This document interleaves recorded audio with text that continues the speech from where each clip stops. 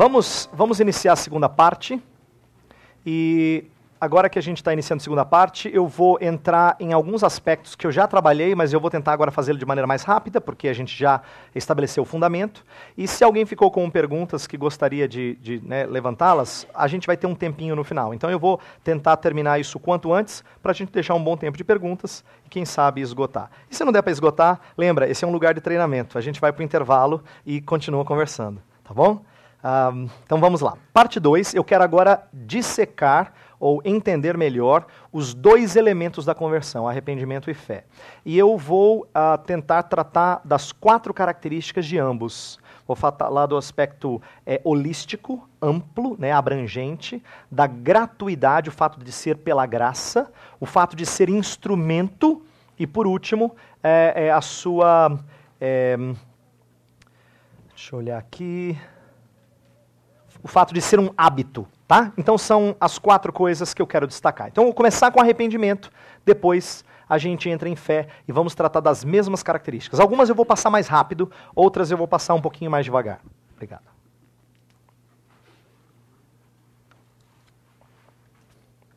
Então vamos lá. Me acompanhe e aí depois a gente bate um papo sobre as coisas que ainda ficaram com alguma dúvida, tá? Então vamos começar com o aspecto holístico do arrependimento. Por falta de água não vai ser, hein? Agora tem copo chique e copo simples. Vamos lá. Aspecto holístico do arrependimento. Metanoia, palavra grega para arrependimento, ela significa mudança de mente. Mas agora aqui entra na pergunta que você havia colocado. Só que na Bíblia, arrependimento não é só uma coisa de mente. Embora a palavra lide com a palavra grega nous, que é mente, está na raiz da palavra metanoia, mas ela não é simplesmente uma mudança de mente. Tá? Originalmente é sentido, mas a Escritura atribui uma riqueza maior à ideia de arrependimento. É mais do que uma mudança intelectual ou tristeza pelo pecado. É mudança do ser por inteiro. Deixa eu explicar. Você sabe muito bem que... quando uma pessoa não acha que está errada, ela não está arrependida. Mas às vezes ela acha que está errada, mas você fala, ela não está arrependida. Porque você sabe que, embora ela diga, não, é verdade, você vai conversar com ela e diz assim, fulano, você não devia ter feito isso. Falou, não, é verdade, eu pisei na bola, mas você fala assim, puxa, não senti nenhum tipo de tristeza, nenhum... Né? Você sabe que tem que ter mais do que simplesmente reconhecer o seu erro. Mas alguém pode estar consciente do seu erro, pode estar triste pelo seu erro e você ainda duvidar do seu arrependimento. Porque o que fecha o ciclo é o exercício da vontade. É você desejar mudança a partir saindo do pecado e caminhando de volta para Deus. Então, agora, revisando aquilo que eu falei no período de perguntas, no primeiro período de perguntas. O conceito judaico de coração é muito importante. Você entender que coração é algo que antecede mente, antecede emoções, antecede desejos. Né? Então, quando a Bíblia fala assim, Jesus fala assim, do coração procedem maus desígnios, propósitos, blasfêmias. Então fala tanto de aspectos morais, quanto de intenções, de planos. Do coração procedem essas coisas. A boca fala do que está cheio o coração. Significa que o coração é aquilo que determina o que sai. Você se mostra no exterior o que o seu interior é. Isso aqui é uma lição importante. Por quê? Jesus está aprofundando um conceito que já está presente lá nos escritos de Salomão, lá em Provérbios. Em Provérbios você tem textos que falam assim, por exemplo, como água reflete o rosto de um homem, assim o seu coração. É reflexo. Aí a ideia é basicamente a seguinte, o que eu vejo, o que você é nas suas atitudes, nos seus planos, nos seus sonhos, nas suas esperanças, nas suas expectativas, é reflexo do seu coração. Tanto o que você acerta em relação à lei de Deus, quanto o que você erra em relação à lei de Deus, é reflexo do seu coração. O seu coração é realmente quem você é. Tanto é que Jesus lida e confronta os hipócritas, os que usam máscara, mas ele lhes conhece o coração. Então ele sabia quem de fato eles eram. Quer ver uma história bonita? Você e eu conhecemos bem a história de Nicodemos, mas às vezes não fazemos a devida conexão com o finalzinho do capítulo 2 de João, que antecede o 3. Porque no 2 Jesus está fazendo milagres, as pessoas estão crendo, falando, uau, esse deve ser ele. Deve ser o tal do Messias, eu acho, né? O enviado de Deus, um grande profeta, alguma coisa. E aí o texto de João 2 fala assim, mas Jesus não se entregava a eles porque lhes conhecia o coração.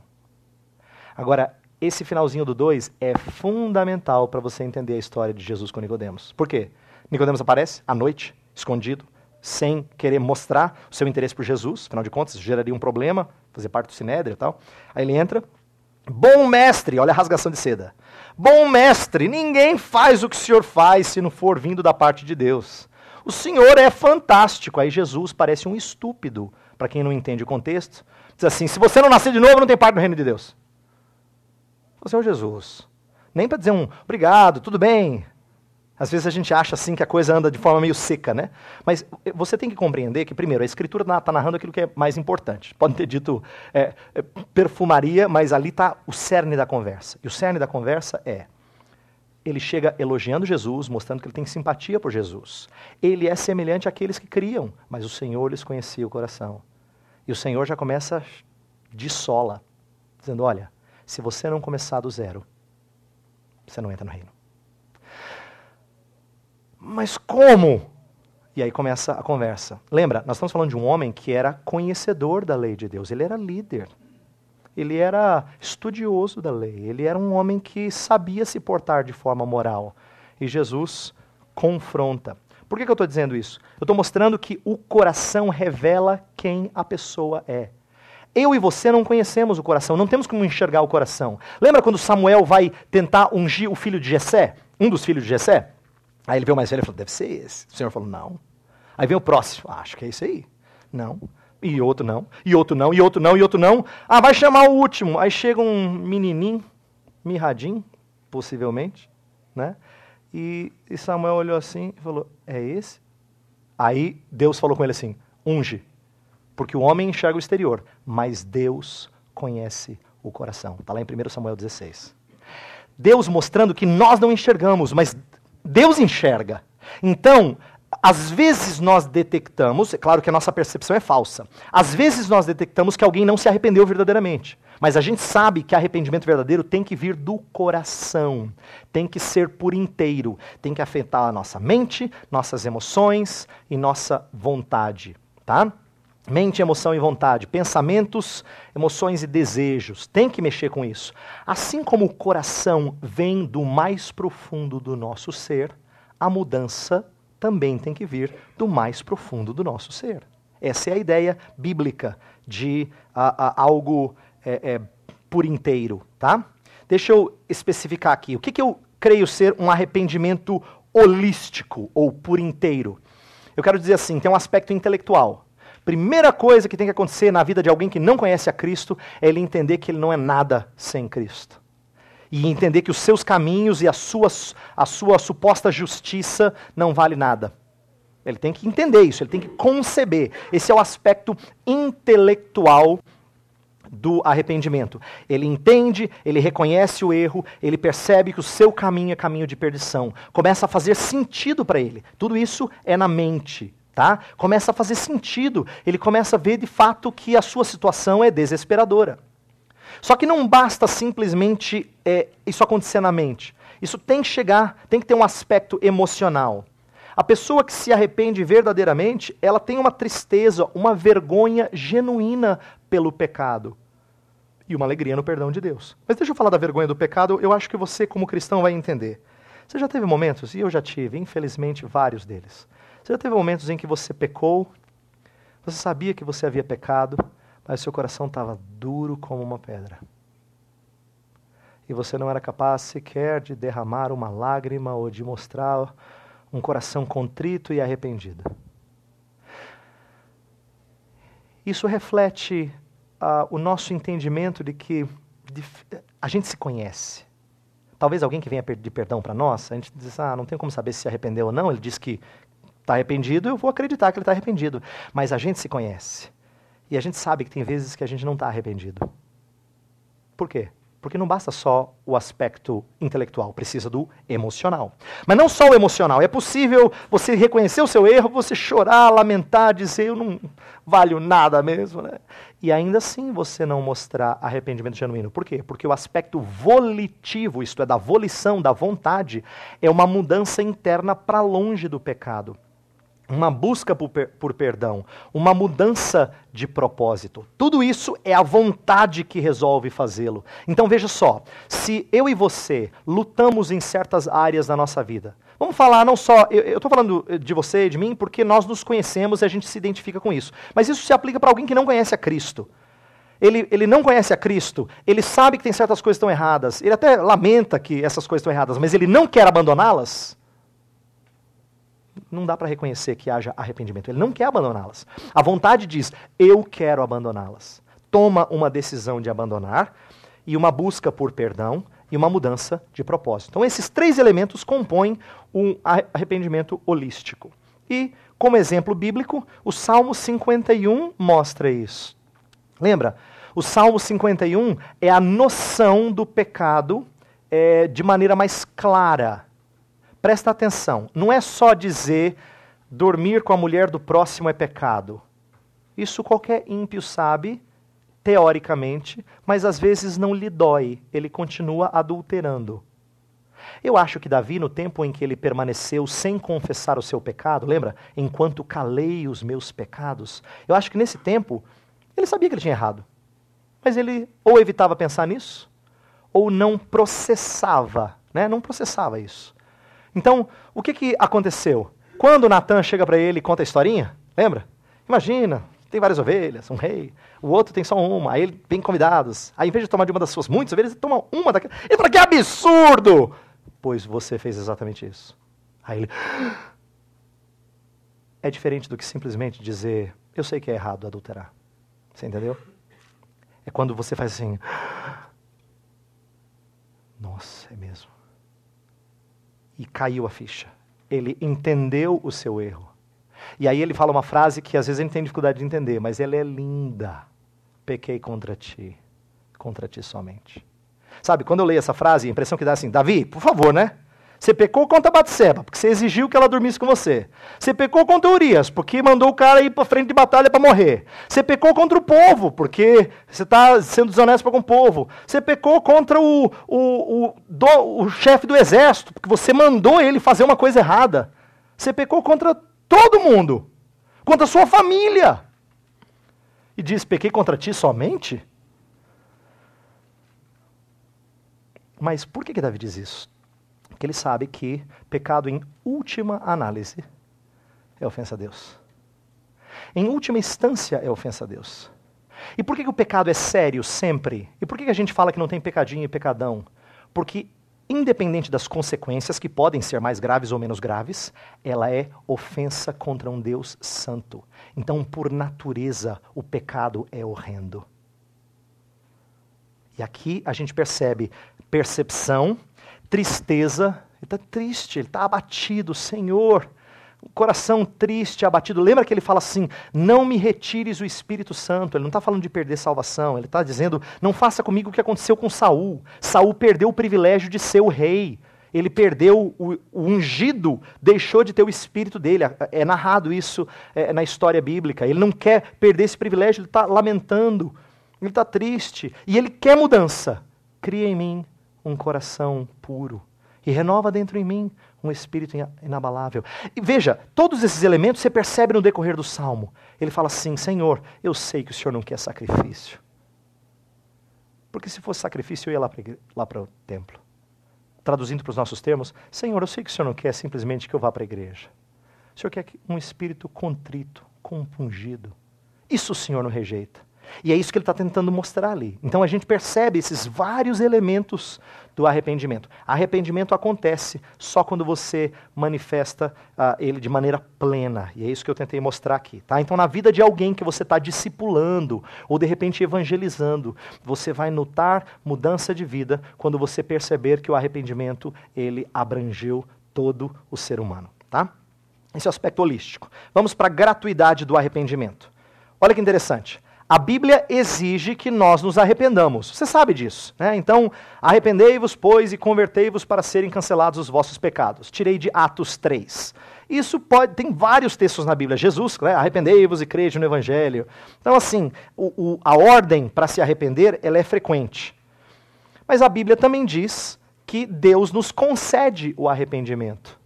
Olha lá, eu tirei também de Atos. Veja que eu tirei 3 textos de Atos, curiosamente, porque mostra que o mesmo livro, o mesmo autor, Lucas, é capaz de dizer que a gente se arrepende e que Deus nos concede o arrependimento. Olha capítulo 5, verso 31. Deus, porém, com a sua destra, o exaltou a príncipe salvador, a fim de conceder a Israel o arrependimento e a remissão de pecados. Olha que interessante. Você sabe que Deus te dá a remissão de pecados. E para te dar a remissão de pecados, você tem que se arrepender. Mas Deus não só te dá a remissão de pecados, Ele te dá o arrependimento e a remissão de pecados. Não é curioso isso?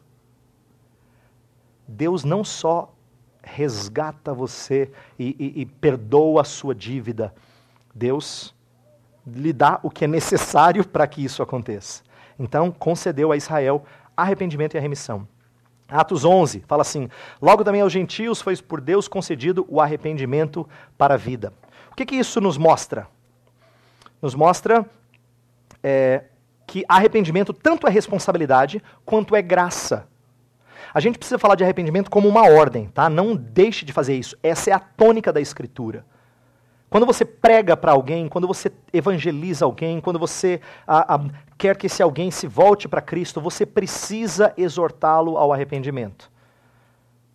Mas você também tem que se lembrar de orar ao Senhor, dizer: Senhor, concede-lhe o arrependimento. De que arrependimento é uma dádiva do Senhor. E se algumas pessoas têm dificuldade em entender essa doutrina, eu digo que ela é tremendamente confortadora. Por quê?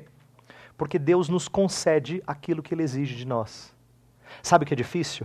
É não conseguir fazer e não ter para quem correr. Converte-nos a Ti, Senhor. Então seremos convertidos. Senhor, eu estou com o coração duro, seco. Meu pai contou uma história que uma vez ele estava evangelizando um moço num gabinete, e ao evangelizar esse moço, ele o conduziu àquele momento em que faria uma oração de entrega, né? Meu pai disse que naquela época ele estava refletindo sua veia meio arminiana, e aí ele orou primeiro e depois esperou que o jovem entregasse sua vida a Cristo.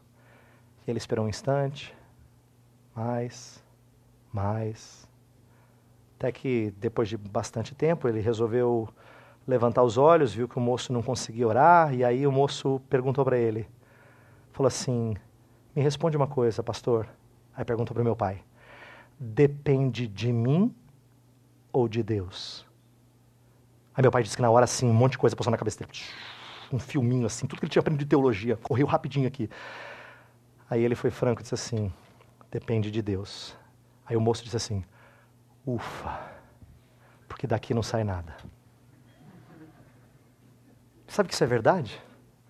Não sai nada. Se Deus não nos conceder aquilo que Ele exige de nós, a gente não se volta para Ele. Então, graças a Deus que funciona de maneira gratuita. Deixa eu prosseguir. Instrumentalidade do arrependimento.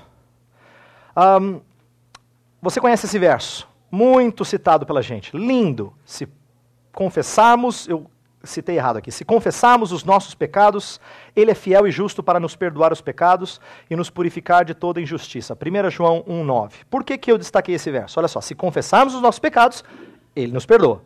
É fiel e justo para nos perdoar e nos purificar. Então, a pergunta que eu levanto em relação a esse verso é a seguinte, que às vezes alguns crentes levantam: e se eu morrer sem me arrepender? Por que eu levanto essa pergunta? porque alguns crentes atrelam o perdão ao arrependimento, e existe uma ligação, e eu vou dizer qual é que é a ligação, mas tem medo de repente, não se arrepender. Agora, veja só, eu já vi gente, crente tentando postular assim, né? Fulano brigou assim com o outro, atravessou a rua, o carro pegou, e agora? Vai para o céu ou vai para o inferno? Ele confessou? Não confessou? Por que essa dúvida? Porque as pessoas tendem a ligar o arrependimento com o perdão, como se o arrependimento fosse a causa meritória do perdão. E esse é um entendimento errado. Pra você ter uma ideia de como, se nós tivéssemos que nos arrepender de cada pecado genuinamente daquele jeito que eu falei, você e eu estávamos perdidos. Porque Davi, quando está bem com Deus, ainda ora assim: Senhor, absolve-me das faltas que me são ocultas. Eu nem sei que falhei. Eu nem me lembro delas. Então eu não posso ter aquele arrependimento holístico e genuíno. Porque se me são ocultas, absolve-me delas.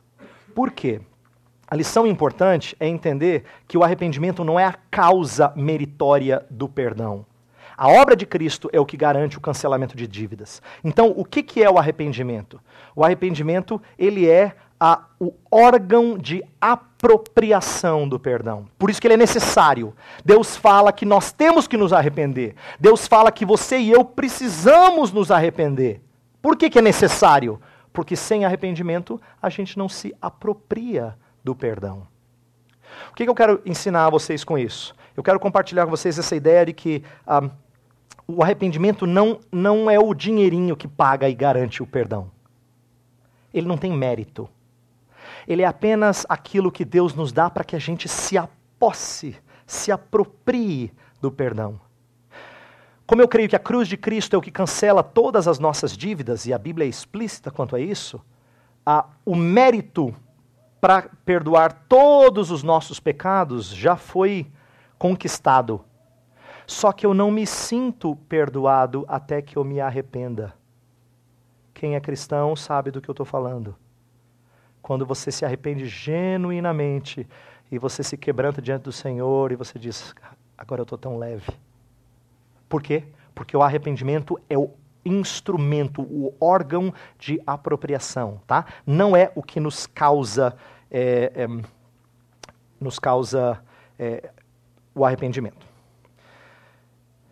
Eu acho que o meu computador não está ligado aqui, que ele vai morrer daqui a pouquinho, se alguém puder me ajudar. Vamos lá. Habitualidade do arrependimento. Vou falar rapidamente isso aqui. Arrependimento é contínuo como parte do processo de santificação. Por que eu quero tratar disso? Porque arrependimento, embora seja parte da conversão, nós estamos falando dos dois elementos da conversão, não é uma coisa de uma vez só na vida, você sabe disso. Arrependimento tanto é aquele primeiro passo de se voltar para Deus, quanto é um momento... Agora acho que deu, obrigado. Quanto é um momento, quanto é um ato que se repete, um ato contínuo, tá? Então, existe esse processo de santificação. O J.I. Packer escreveu um livro chamado A Redescoberta da Santidade. E ele tem um capítulo lindo lá, capítulo 5 desse livro. Ele fala sobre diminuir para crescer. Aí ele lembra de textos como de João Batista, fala: importa que eu diminua, que ele cresça. Ele, na verdade, ele está tentando pintar a ideia de que alguém só cresce quando diminui. Porque arrependimento implica nessa diminuição. Arrepender-se habitualmente não é fácil. Eu estou falando que existe um elemento de hábito, de constância no arrependimento. Não é só no momento da sua conversão.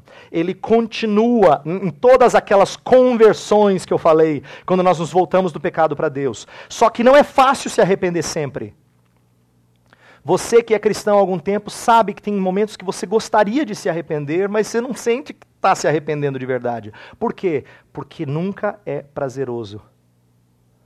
Arrependimento não. Perdão é maravilhoso, mas arrependimento não. O hábito está ligado à sensibilidade para o nosso pecado. Às vezes a gente se sente insensível, por isso que não existe arrependimento. E aí o Packer, ele lembra que crescimento em santidade implica em crescimento em penitência. Lembra que Paulo fala lá para Timóteo, 1 Timóteo 1,15, ele fala assim, dos pecadores do qual eu sou o principal. E às vezes tem gente que gosta de usar essa expressão, mas se não for usada devidamente, se não for compreendida devidamente, parece demagogia, né? Ah, gente, vocês sabem, né? Eu tinha um conhecido pastor, que eu perguntava para ele assim, e aí, pastor, como é que está a sua igreja? Ah, a despeito do pastor, vai bem. Aí eu falava assim, gente, parece demagogia, querer se depreciar o tempo todo, né? Mas por quê? Porque eu não consigo enxergar a genuinidade das palavras. Mas por que Paulo, inspirado pelo Espírito, portanto é genuíno, diz que ele é o principal dos pecadores? É porque quanto mais ele cresce em santidade, maior é a sensibilidade do seu pecado. Quanto mais ele se aproxima da luz, mais ele enxerga a sua sujeira. Então arrependimento não é uma coisa de uma vez só.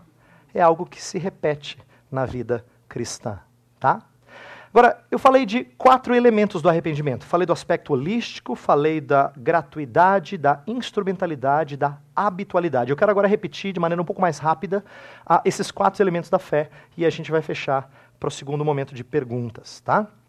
Então veja só, a fé também tem um aspecto holístico. A fé também tem esse elemento que tem que ser amplo. Como eu falei de mente, emoção e vontade, deixa eu voltar a falar disso, tá? Aspecto subjetivo da fé, por que eu estou falando de subjetivo? É porque a fé tem um elemento objetivo e tem subjetivo. Por exemplo, às vezes a Bíblia fala assim, a fé que uma vez por todas foi entregue aos santos, Judas 3. Do que está falando? Está falando da verdade de Deus entregue aos santos. A fé que uma vez por todas foi entregue aos santos é o corpo, conjunto de crenças. Quando alguém pergunta assim para você, em quem você crê? Ele está perguntando, qual é a sua fé? Eu creio em Cristo como Senhor e Salvador. Essa é a sua fé. Esse é o objetivo, o elemento objetivo da fé. O subjetivo é o que acontece dentro da nossa vida, no nosso interior, tá? É o nosso apego a esse Salvador, ou falta de apego a esse Salvador. Então eu vou falar do aspecto subjetivo da fé, porque nós estamos falando de conversão. Fé também tem que ter aqueles 3 elementos, né? Tem que ter convicção, tem que ter confiança, tem que ter compromisso com Cristo. Mas, na verdade, eu gostaria de destacar uma outra divisão que é histórica. E é muito interessante essa divisão histórica porque ela é estudada há séculos. E na Reforma a gente vê também esse zelo por parte de autores da Reforma, protestantes, falando dos 3 elementos da fé. Eles usavam 3 palavras. Em latim é notitia, é a primeira delas. A segunda é ascensus e a terceira é fiducia ou fiducia. Né? Então essas 3 palavras, elas significam conhecimento, assentimento e confiança. E eu quero mostrar como elas têm elementos muito interessantes e importantes. E se falavam das 3 porque entendiam que precisa das 3 para ser fé genuína. Então deixa eu explicar uma por uma. Notícia ou conhecimento é o conteúdo do Evangelho. É impossível ser fé genuína se não se conhece em quem você crê. Né? Eu sei em quem eu tenho crido, e estou bem certo que ele é poderoso. Veja, é importante conhecer em quem você crê. Né? Conhecer a identidade, o caráter daquele em quem você crê. Eu estou dizendo isso porque no nosso país criou-se um hábito, não só no nosso país, isso é mundial, eu diria. Pelo menos o mundo ocidental expressa isso. Mas o nosso país é muito forte. A gente fala, eu tenho muita fé. Nossa, eu tenho muita fé que vai dar certo. O que a pessoa está querendo dizer? Ela tem expectativa, ela tem pensamento positivo. Mas se você perguntar assim, fé em quê? Fé que vai acontecer isso, mas em que você precisa ter fé para que isso aconteça? E aí, às vezes, a pessoa fica desconcertada. Porque ela está acostumada a falar de fé sem pensar no objeto da sua fé. Fé tem que ser, em primeiro lugar, entender o conteúdo, compreender o evangelho genuinamente. Tá? Por isso que havia um zelo tão grande na igreja antiga de catequizar. E aqui eu quero usar uma palavra que eu sei que para nós cheira algo ruim, a gente não gosta da palavra catequese por causa da ligação com a igreja romana, mas a palavra catequese, ela existe desde o início da igreja cristã para mostrar o crescimento, o ensinamento, a preparação de alguém para a profissão de fé. Catequese, por exemplo, no século III, IV, era um processo de 3 anos, dizem alguns historiadores. Por quê?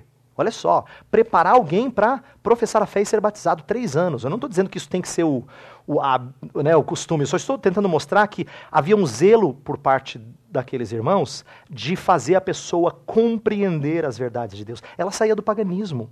Ela tinha que tirar muita crença errada, estranha, e colocar pelo menos elementos básicos para que ela pudesse dizer, não, agora sim eu entendo o Evangelho. Então, o conhecimento é fundamental, mas é o primeiro elemento. O segundo é assentimento. E esse é o intelecto reconhecendo a veracidade do conteúdo. Então, o conteúdo ele é verdadeiro. Veja só, eu não só creio que Jesus Cristo é Deus, eu não só creio que Jesus Cristo veio salvar pessoas dos seus pecados, mas eu creio que realmente é assim, que se alguém confiar nele, será salvo. Então, não só ter noção das coisas, mas crer que ela é verdadeira. Ter convicção de que ela é verdadeira. Tá? Essa é a ideia do segundo ponto. Mas o terceiro, confiança, ele recebe muito destaque, porque essa é a apropriação salvífica por um ato da vontade. É agora a vontade dizendo, eu não só creio que Jesus veio e morreu na cruz, eu não só creio que realmente ele salva pecadores, mas eu creio que ele me salvou. A confiança é o elemento que fecha, né? Esse terceiro ponto é o que fecha a fé. E eu estou dizendo isso porque eu quero dar um exemplo da reforma que mostra esse zelo. O Catecismo de Heidelberg, ele foi escrito em 1563 e a pergunta 21 explica o que é a verdadeira fé. Olha que interessante. A verdadeira fé é o conhecimento e a certeza de que é verdade tudo que Deus nos revelou em sua palavra. É também a plena confiança de que Deus concedeu por pura graça, não só a outros, mas também a mim, a remissão dos pecados, a justiça eterna e a salvação, somente pelos méritos de Cristo. O Espírito Santo opera esta fé em meu coração por meio do Evangelho. Então veja só, não é só conhecimento, nem a certeza, aí estão os dois primeiros elementos, conhecimento, certeza, mas é também a plena confiança de que Deus concedeu a graça não só a outros, mas a mim. Então, o fiducia, né, o terceiro elemento, era muito enfatizado, e é aquele que é mais descrito na pergunta 21 do Catecismo de Heidelberg. Por que isso? Porque tinha muita gente, na época dos reformadores, que diziam que eram cristãos. Por quê? Porque eles criam no que a igreja, eles entendiam mais ou menos a salvação em Cristo, e eles diziam, não, eu acho que é verdadeiro. Só que eles não tinham garantia de que isso era para eles, e apropriação disso. A Igreja Católica, inclusive, falava do perigo de você ter uma espécie de fé. Os reformadores não gostavam da ideia da fé implícita, de você crer na igreja que o que ela diz é verdadeiro, embora você não conheça muito bem o que ela diz. Não, você não só precisa conhecer, conhecer o Evangelho, crer que é verdade, mas você precisa se apropriar disso. Então, os elementos todos compunham esse aspecto holístico da fé. Isso vale para a gente também, tá? Deixa eu andar rapidamente aqui, porque o nosso tempo está terminando. Gratuidade da fé. Isso é simples, eu vou caminhar rapidamente, porque isso é mais enfatizado no nosso meio. A Bíblia exige que nós creiamos, crê no Senhor Jesus e será salvo, né? E a Escritura também afirma que Deus nos concede a fé. Olha lá, Atos 18. Tendo chegado, auxiliou muitos aqueles que, mediante a graça, haviam crido. E Filipenses 1. Porque vos foi concedida a graça de padecerdes por Cristo, e não somente de crerdes nele. Então, ambos destacando a graça de crer, mostrando que a graça é que concede a fé. O que isso significa? Que, da mesma maneira como arrependimento, fé é tanto uma responsabilidade quanto é graça. É tanto um dever seu e meu, quanto é dádiva divina. Deus habilita aquele que outrora não cria a crer. Tá? Então esse elemento aí combina também com o arrependimento. Vou passar para o próximo, para que a gente gaste os últimos minutos nesses aqui. Instrumentalidade da fé. Olha só, embora haja o elemento passivo da fé, a fé essencialmente, isso dizia João Calvino, a fé é ter mãos vazias. A fé não é meritória. Ela não chega oferecendo nada para Deus. Ela chega para Deus assim, ó, Deus, eu não tenho nada para lhe oferecer. Mas ela se apropria daquilo que Deus nos dá. né? Então, ela tem um elemento passivo, que ela não faz nada, porém, ela também é ativa em obediência ou em obras. A Bíblia fala assim, da operosidade da vossa fé. Por que isso? Porque os católicos viviam criticando os protestantes por defender justificação pela fé somente, como se fosse fé sem obras. Aí eles iam para Tiago 2 e falavam assim, a Bíblia diz que não pode ser fé sem obras. Vocês estão... Aí os reformadores frequentemente se defendiam dizendo, olha, nós não estamos ensinando fé sem obras. Tanto é que eu coloquei em parênteses aqui, justificação pela fé somente, mas não uma fé que está só. É a fé o único instrumento da justificação, mas não é uma fé que existe sozinha no nosso interior. Então, a fé ela é entendida como um instrumento, ela não é meritória. A eficácia da fé reside no Salvador, não é na fé. A fé não salva, Cristo salva. Não é nem a fé em Cristo que salva. Ah, não, mas a fé é na coisa correta. Não, é Cristo que salva. A fé é apenas o instrumento, o órgão de apropriação. Então, aquilo que eu disse anteriormente, tanto respondendo a pergunta, quanto falando de arrependimento, vale para a fé também. Eu não recebo as bênçãos de Deus baseado no tamanho da minha fé. Eu recebo as bênçãos de Deus em Cristo Jesus. E elas se tornam mais reais, visíveis e acalentadoras à medida que eu cresço na fé. Então isso é importante para nós compreendermos a fé como instrumento, como ela trabalha na nossa vida. Deixa eu aqui falar a última coisa então para a gente abrir para perguntas. A habitualidade da fé. Fé também não é apenas um elemento de conversão, mas é um exercício no processo de santificação e na expectativa da glorificação. Eu estou falando de conversão toda a nossa manhã até agora, e mostrando que arrependimento e fé são os dois elementos, mas não significa que você exerce arrependimento e fé só na hora que você se converte a Cristo. Isso é um exercício contínuo. Por quê? Porque a santificação requer fé. A glorificação requer fé. Fé é aquilo que Deus lhe dá para você aguardar no caminho certo, na direção certa, depois de ter se convertido, a concretização das promessas. Tá? A Confissão de Fé de Westminster faz uma afirmação muito interessante, eu quero citá-la aqui, capítulo 14, parágrafo 3º. Fala assim, esta fé é de diferentes graus, é fraca ou forte. Pode ser muitas vezes, de muitos modos, assaltada e enfraquecida, mas sempre alcança a vitória, desenvolvendo-se em muitos até a plena segurança em Cristo, que é tanto o autor como o consumador da fé. Esse é um verso bonito, né? Quando fala em Hebreus 12 que Jesus Cristo não só é o autor, ele é o consumador. Ele não só começa a boa obra em vós, ele termina a boa obra em vós. Né? E por que isso é importante? Porque nós temos momentos na nossa caminhada cristã em que a nossa fé balança. Nós conhecemos gente cuja fé está balançada.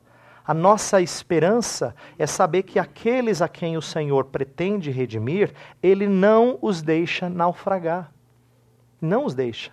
Ainda que a força do vento balance e faça o apóstolo afundar, o Senhor Deus estende a sua mão e nos traz de volta. E isso por quê?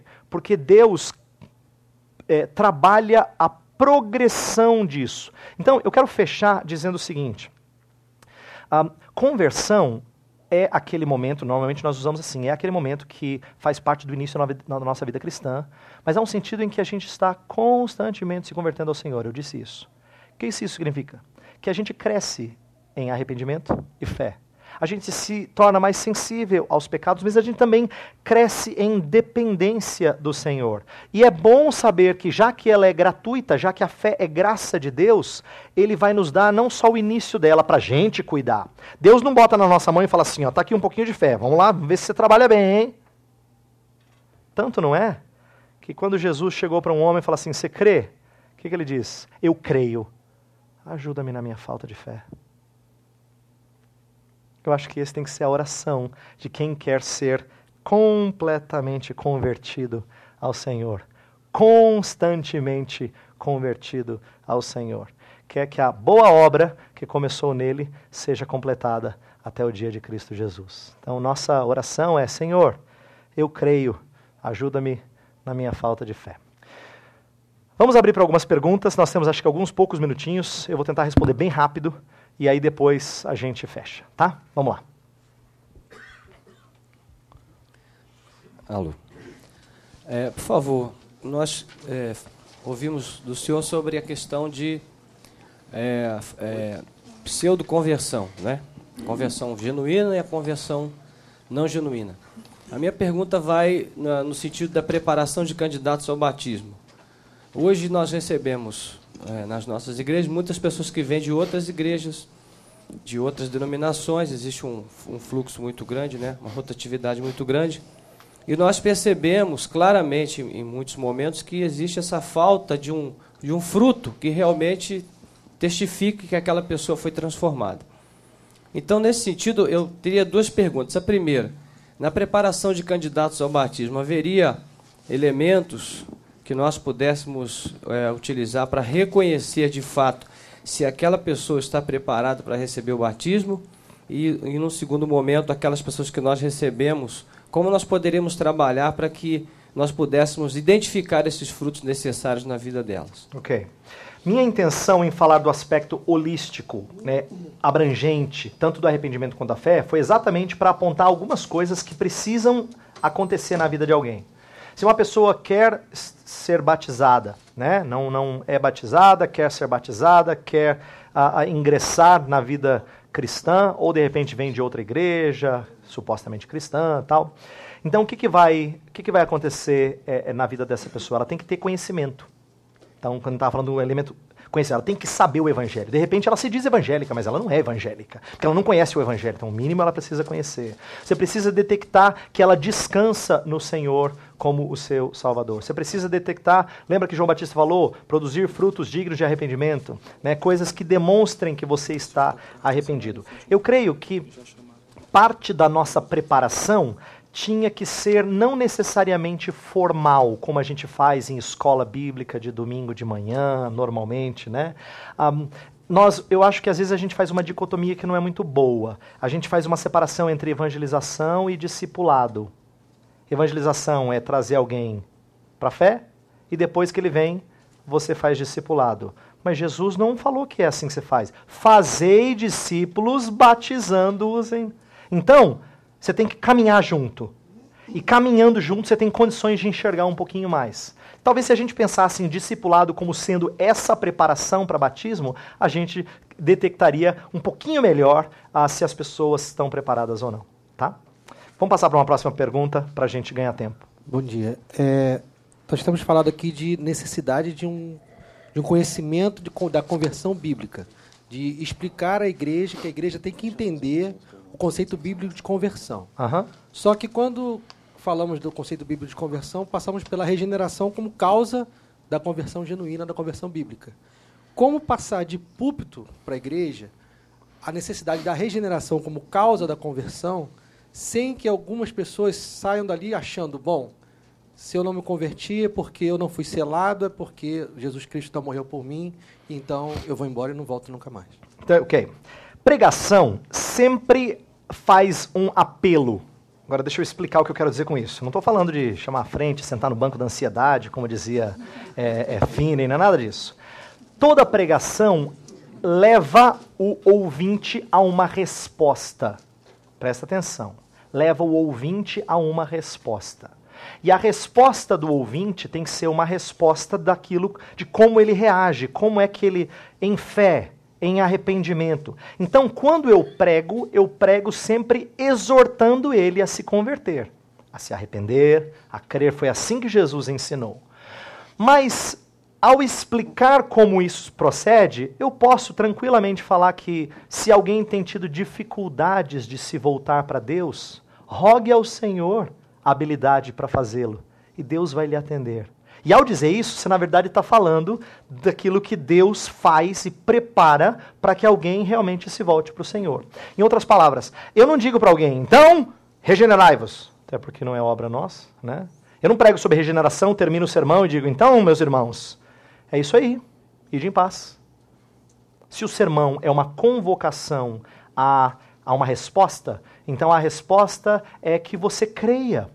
É que você realmente se volte para o Senhor.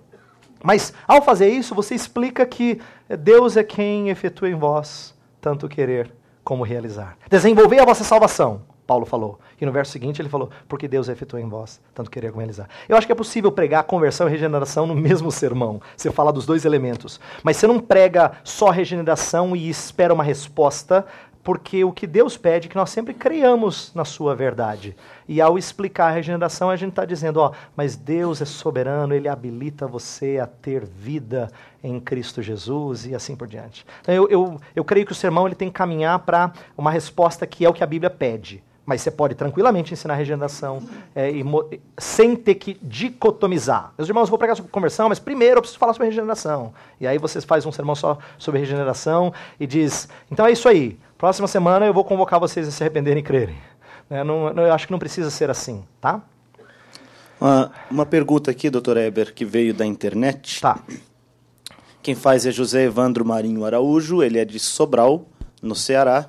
Muito Pergunta bom. assim, a conversão é instantânea ou vai acontecendo gradualmente na vida do cristão?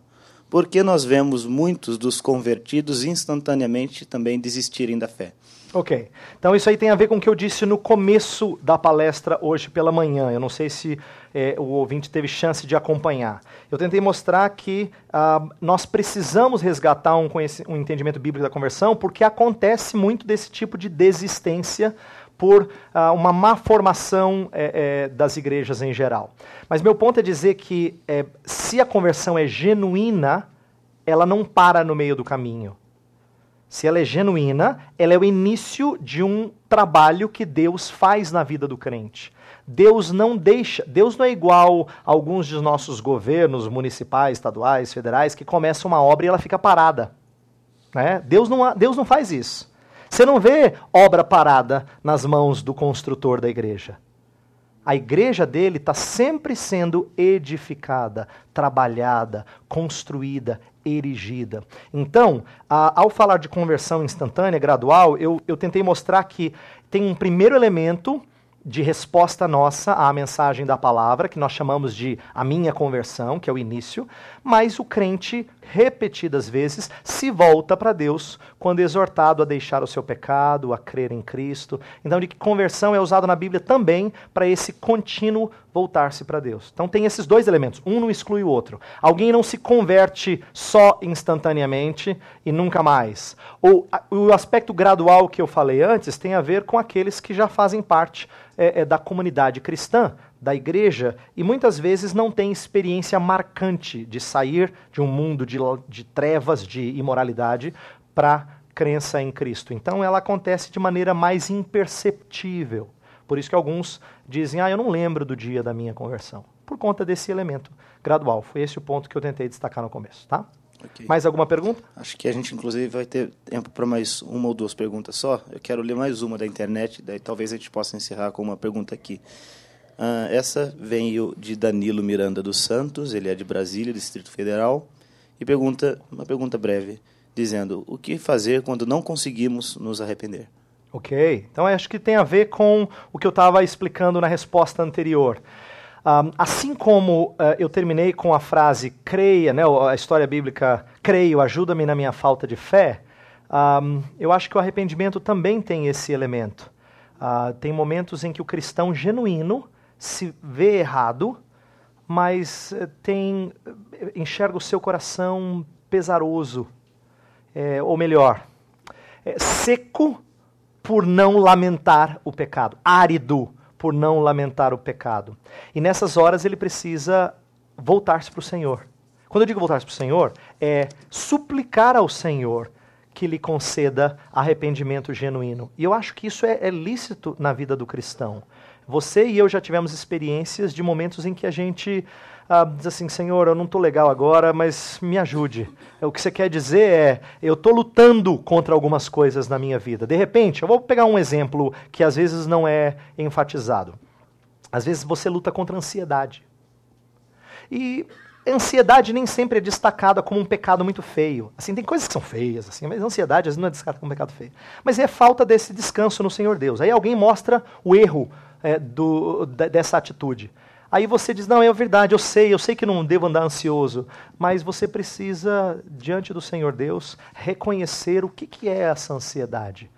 O que que ela implica? O porquê que você tem estado ansioso? E de repente, por detrás disso, você começa a enxergar que você está ansioso porque você acha que, em última instância, depende de você. Mas como você não consegue prever as coisas, você está desesperado que talvez as coisas não saiam como você gostaria. Você fala, peraí, mas quem é o Deus que controla todas as coisas? Então você fica brigando consigo para realmente descansar no Senhor, entendendo os elementos que estão por detrás. Isso vale para qualquer outro tipo de pecado. Eu só ilustrei com esse, mas você pode e deve pedir ao Senhor que lhe dê amolecimento de coração, vamos dizer assim, né? E que lhe dê não só o entendimento que está errado, não só a tristeza de estar errada, mas o horror pelo pecado. E eu acho que fica mais evidente na nossa vida que realmente pecado é pecado e que eu tenho que abandonar quando você fala com um certo nojo daquilo que você fez. E aí tem um elemento, talvez o ciclo tenha terminado. Tá? Então é por isso que eu falei desse elemento holístico. Peça ao Senhor que lhe dê o que você sente falta para que você seja genuinamente arrependido. Terminar? Então, quero agradecer e eu vou fazer uma oração breve. Pode ser? Uma oração breve, agradecendo a Deus por o que nós aprendemos aqui. Senhor, graças te damos pela tua palavra, pelo que ela nos ensina, tanto como pré-requisito da conversão, como a própria conversão em si mesma. Te louvamos porque o Senhor nos converte a ti. E nós, de fato, somos convertidos, porque o Senhor eficazmente nos atrai para junto de ti. Obrigado, Senhor. Louvado sejas, porque o Senhor nos concede arrependimento, fé. E quando nós sentimos que nossa vida não é marcada por esses dois elementos tão chave da vida cristã, nem por isso devemos nos desesperar, porque o Senhor não só é autor da boa obra em nós, mas o Senhor é consumador dessa obra. Faz-nos descansar nisso. Faz-nos apelar ao Senhor constantemente, rogando por a contínua mudança no nosso ser. E faz-nos certos de que nós seremos e já somos transformados de glória em glória para sermos mais parecidos com o Salvador Jesus. Oramos em nome dele. Amém.